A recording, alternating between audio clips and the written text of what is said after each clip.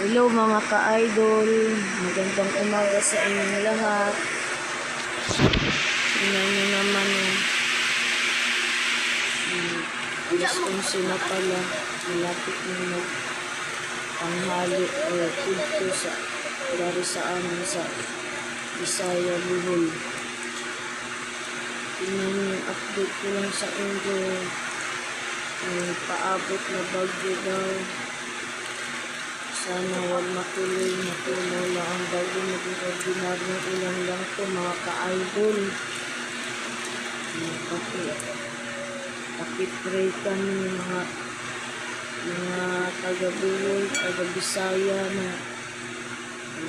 tatamaan daw ng bagyong paabot. Panalangin ko na maging ordinaryong ulan lang ito. Sa ngayon nga, kawawa yung aking asawa at mga kasama niya.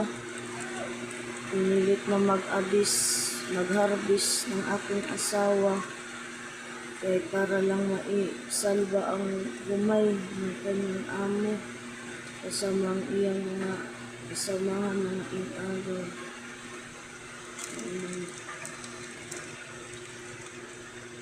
Yan lang yung dyan. Habang nasa iyo mga tag-pray, noon nagsimula na. Sana rin mamila agad-agad yung gumay, yung pag-harbi sa gumay. Sayang naman grasya na nakuha ka.